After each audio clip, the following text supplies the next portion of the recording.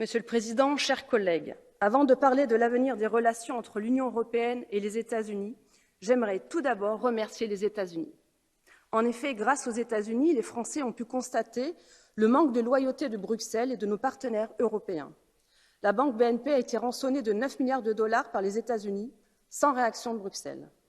Alstom Energy, le pilier de notre indépendance stratégique, nous a été volé par les Américains, sans réaction de Bruxelles. D'après les révélations d'Edward Snowden, 70 millions de nos conversations privées ont été écoutées par les Américains. Les présidents Hollande, Sarkozy, Chirac ont été espionnés, sans réaction de Bruxelles. Grâce aux États-Unis, le contrat de 56 milliards d'euros avec l'Australie de construction de sous-marins par les Français nous est enlevé, sans réaction de Bruxelles. Dans le monde animal, notamment chez la poule, elle prend sa place en fonction des coups de bec donnés et reçus. Et la France des présidents impuissants, la France de Macron, prend plein de coups de bec. Même des dirigeants maliens ou algériens, entre deux coups d'État, se permettent de nous critiquer. La France de De Gaulle ne prenait pas autant de coups et elle en rendait. Mais elle ne payait pas non plus les conseils sanitaires du cabinet McKinsey. Mais venons-en à ce rapport. Évidemment, et je le regrette, vous ne parlez pas des sous-marins australiens.